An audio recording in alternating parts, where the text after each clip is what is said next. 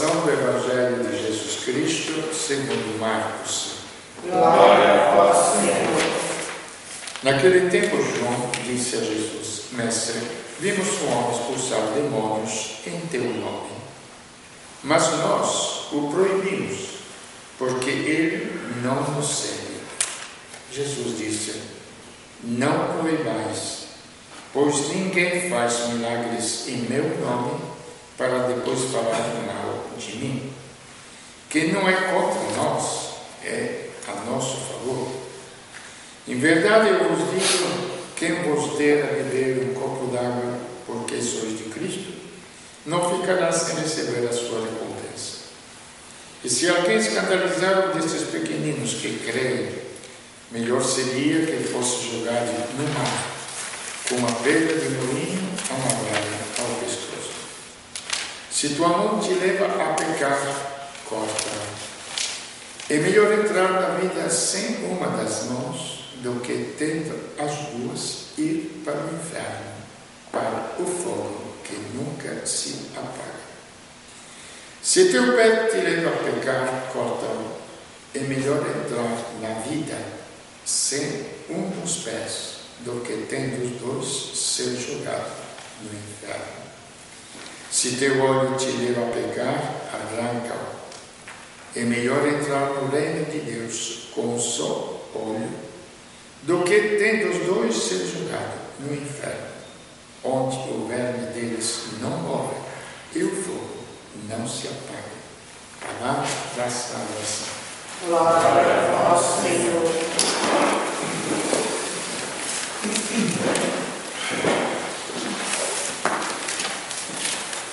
São dois os temas, hoje não tenta ver muito. Um é o sectarismo e a verdade.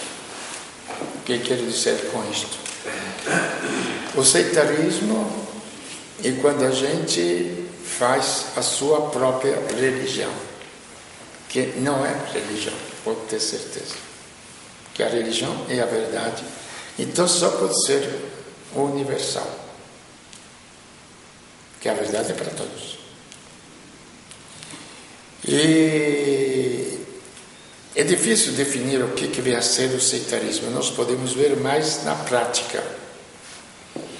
Quando o cristianismo, por exemplo, cristianismo, porque não existe esta palavra cristianismo, existem pessoas que acreditam em Cristo como fonte de vida, que é o segundo tema. Não existe um sistema cristão. Existe uma vida cristã. Um sistema totalmente diferente. Você só fica, como quantas vezes você ouve falar, é legal, mas não é ético. Já ouviram falar esta expressão? É legal, mas não é ético. Você é contra a ética, contra a justiça, mas está escrito na lei. E esta é a cabecinha dos homens.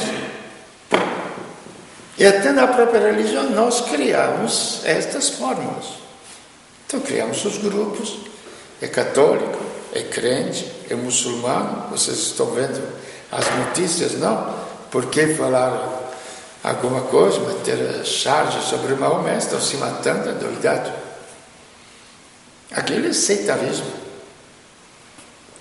É sectarismo porque no próprio cerne do Alcorão está escrito de amar o próximo. Não está escrito de fazer a guerra. No Alcorão. Entendeu? Então, o que acontece? Mas, às vezes vem, mas ele não é católico, ele é crente. E daí? Qual é a diferença? Então, vocês podem ver que quem dá a fé e é inspiração de Deus é o próprio Deus, não é o grupo. Isso é de ter certeza. Onde dois ou mais estão unidos no meu nome, fala Jesus. Não porque se dizem cristãos ou católicos, eu estarei no meio deles. No meu nome. Quando se reúne por causa de mim. Então, já no Antigo Testamento existe isto. Deus tirou um pouquinho do Espírito, até parece que ele faz por partes, não é? De Moisés, que Moisés conduzia o povo, e distribuiu aos 70 anciãos que estavam na tenda. A tenda era o lugar da reunião dos chefes dos povos. Então Deus deu o seu Espírito. Primeiro tirou de Moisés e deu para os 70. Então igualou Moisés aos 70, porque todos eram profetas. Mas Deus também não ficou circunscrito aos 70. Deus é mais do que os 70. E ele deu o seu Espírito a 2 que estavam lá no meio do povo. Eles também começaram a profetizar. O sectarismo. Eles não estão conosco, então não pode receber Deus.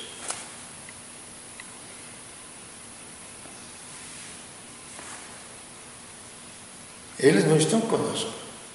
Então quer dizer que faz o grupo humano e aquele se identifica com o próprio Deus. Não tem nada a ver. Nada a ver. Agora, com isso que quer dizer que é tudo igual? Não. Porque Jesus, ele foi muito claro. Na segunda parte, que acontece?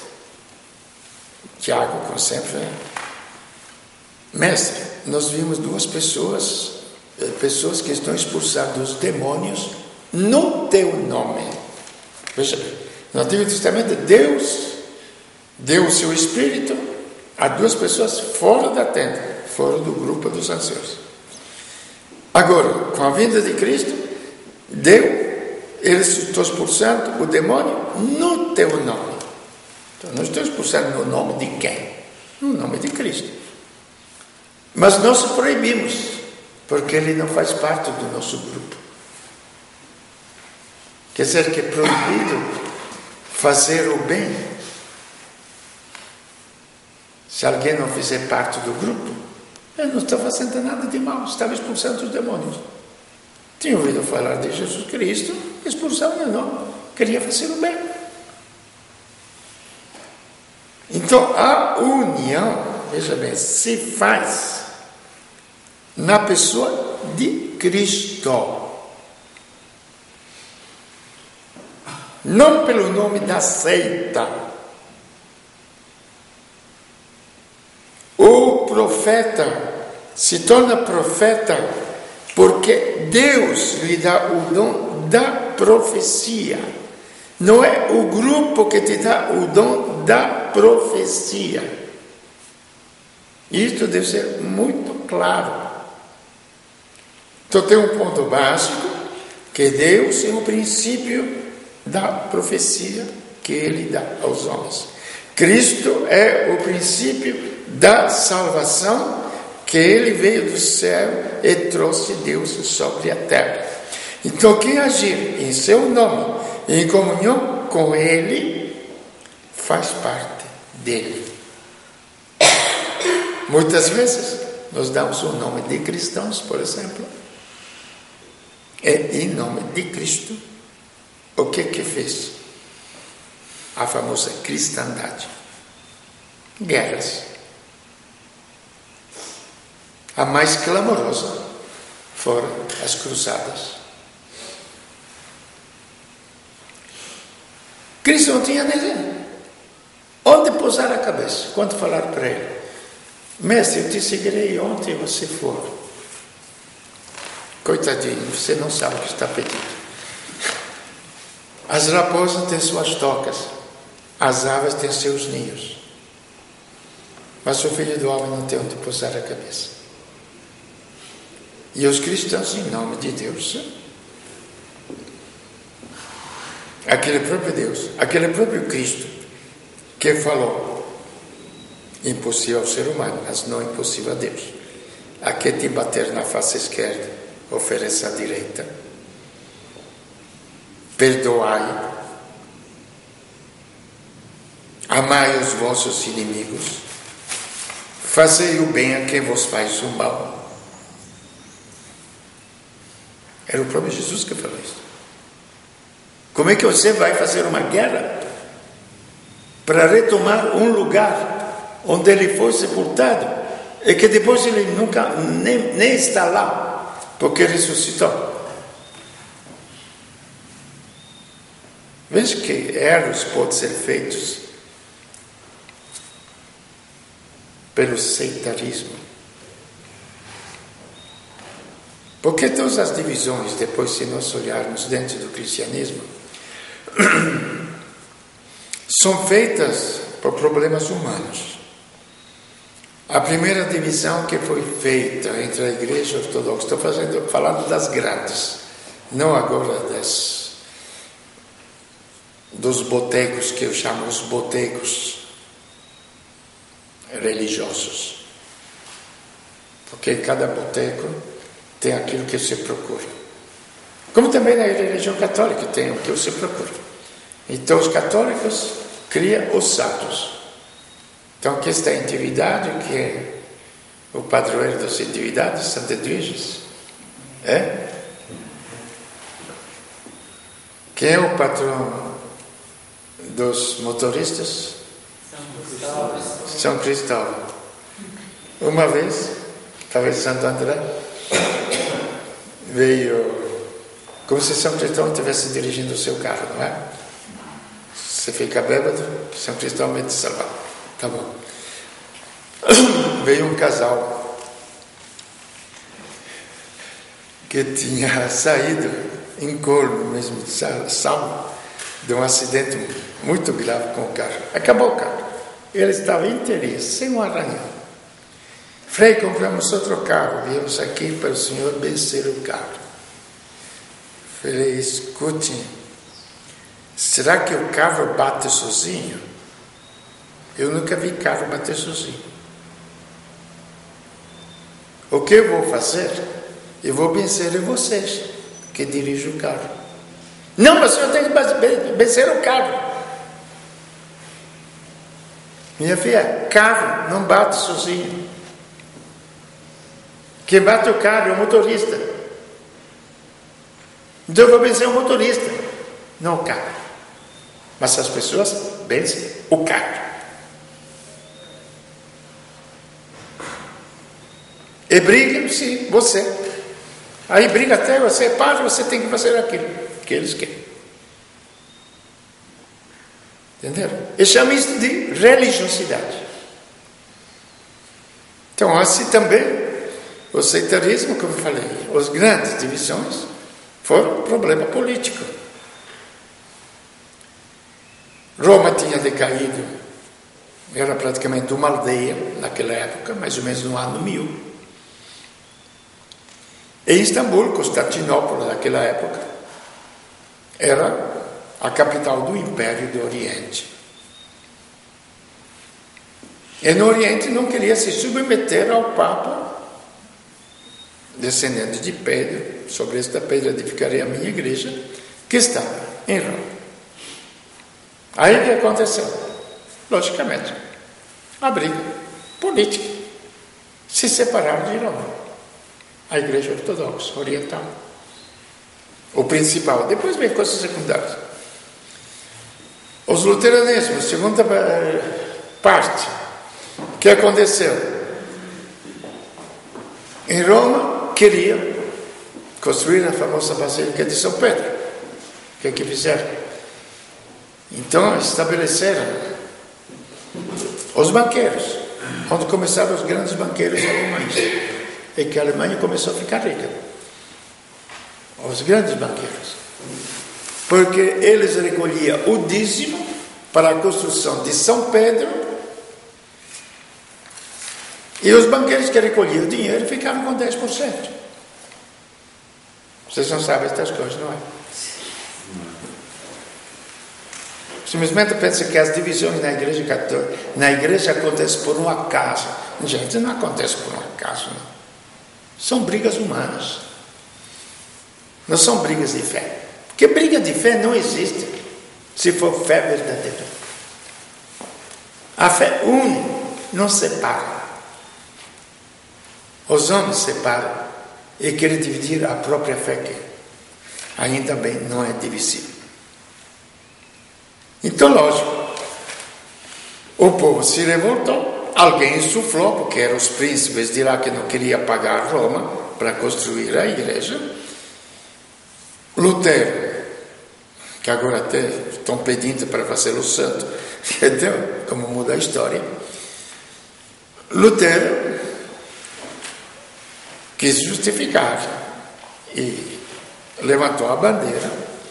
Os príncipes aproveitaram de Lutero para puxá-lo à parte, porque senão ele teria sido morto. Então o defenderam, aí conseguiram se libertar de Roma. Me diga se existe problema religioso. Os botecos, pior ainda, como estava falando. Os católicos inventamos os santos. Então cada santo me protege alguma coisa. E eles inventam, dependendo do que você quer comprar. Vamos chamar de lojas, não é botecos, não? Uma loja. Loja de roupa, loja de sapato. Você pensa sapato aí, não vai na loja. Não vai no bar, vai comprar na loja de sapato. Então, se quer um milagre, vai na loja, no boteco dos milagres, onde faz o milagre. Você quer se libertar disso e daquilo, vai na igreja que liberta disso. Você quer ser um monte de coisa. Você quer ter sucesso agora de empreendedorismo, não? Tem a coisa dos empreendedores, como se chama, não? Mas tudo bem. Aqueles que ficam ricos, empreendimentos assim. Antes era pobre, tinha perdido tudo. O que foi?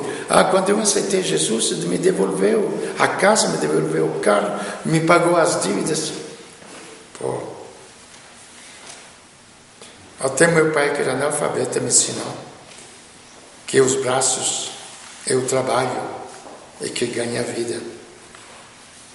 Meu pai era analfabeto. Precisa incomodar Deus. Precisa incomodar Deus. Gente, onde que estamos indo? Mas esta é a primeira parte. A segunda parte, que é a mais importante, e que parece uma crueldade única. Se teu olho te escandalizar, arranca. Então, nós vamos pelo mundo, todo mundo cego. Se tua mão te escandalizar, arranca. É melhor cortar a mão do que ir para o inferno, não é? Se teu pé te escandalizar, te levar a fazer o mal, corta. Então vamos sem mãos, sem pés, sem olho, não é? Só que tem uma frase que quase ninguém entende. E custou para mim entender também. Que o pecado não é uma brincadeirinha. Pecado causa a morte. Então, na vida biológica, nós aprendemos claramente o quê? Que se esta comida te faz mal, você tira, não é? Que se a gangrena está te matando, você corta a perna. Porque é melhor salvar a vida do que manter as duas pernas. E aí por diante. Mas, por baixo disto, o que existe? A vida. A vida. E até que nós não entendemos que o pecado é morte e Cristo é vida, nós não teremos entendido nada do Evangelho.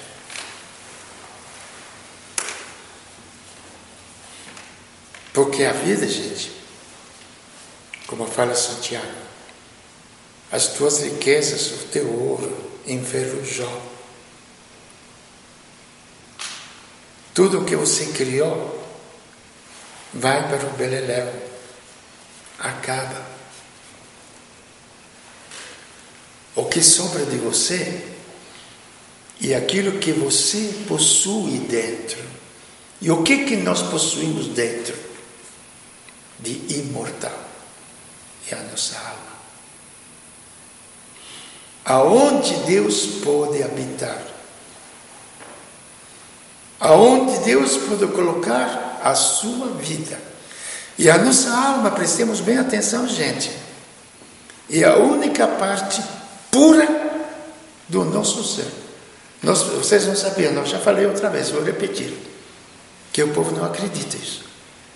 Nós temos algo de puríssimo dentro, que nenhum pecado, nem droga, nem bebedeira, nem homicídio, nem nada pode atingir. É a nossa alma. E ela existe dentro de nós. E é a fonte da nossa vida, na terra e na eternidade.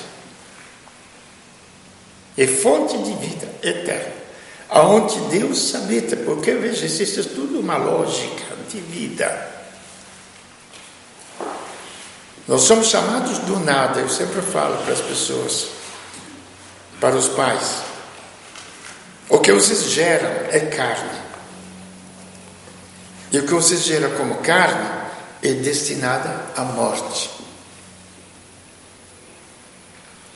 Mas, se você gerar esta carne, Deus não pode vir habitar. Então, vocês são colaboradores de Deus. Nesta carne, Deus virá habitar. E Ele sempre é o princípio da vida, a fonte da vida, o alimento da vida. Se nós não entendermos isto, nós não poderemos entender o pecado. O pecado sempre vai nos parecer algo proibido, não algo que faz mal para a nossa vida. E ninguém gosta de coisas proibidas, tá certo? Aliás, quando mais são proibidas, mais atrai, não é? Parece. Nós voltamos sempre a ser crianças. A criança é proibida, tem que tentar de tudo para fazer aquilo que é proibido. Dá um gosto bem diferente. Então o pecado nos atrai muito mais. Mas se você falar, tudo bem, eu posso tudo isto aqui, mas se está aqui, o que ele vai fazer para mim? Tanto que São Paulo tem uma frase muito bonita, simples. Tudo é vosso. Então o dinheiro é meu, a saúde é minha, os prazeres são meus, a comida é minha, a bebedeira é minha, o sexo é meu, tudo é meu. Mas ele fala uma coisa só. Mas vós sois de Cristo.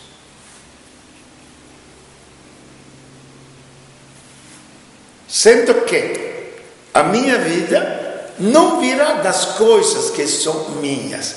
As coisas são inferiores a mim. A minha vida virá de Cristo. O que acontece no pecado? Que eu estou substituindo Cristo como fonte de vida com as coisas. Está tudo aqui. Não é a coisa em si que é proibida, gente. Não é proibido ser rico, não é proibido isso, não é proibido absolutamente nada. Só que eu estou substituindo a riqueza ao Deus, como fonte da vida. Aí que está lá. Estou adorando o prazer, a entrega ao prazer, que pode ser droga, pode ser isto, pode ser aquilo, a vingança, tem prazeres psíquicos, de ciúme, de inveja, etc, etc. Estou substituindo isto a Deus, que é puro amor. Então, está tudo aqui no jogo. Então, se o ouro, que seria o meu braço, me afasta de Deus, joga fora.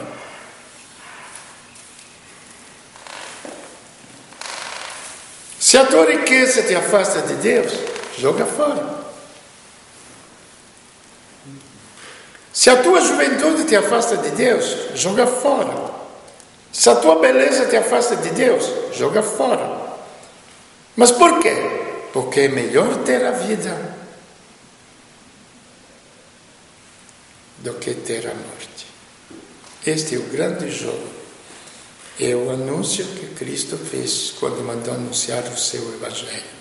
E ele disse à humanidade: eu sou a vida. Hoje mesmo estava meditando, rezando lá no canto. Você me criou para que eu participe da tua vida. O que eu fiz para te pagar tudo isto? Deus nos criou para que nós possamos participar da sua vida.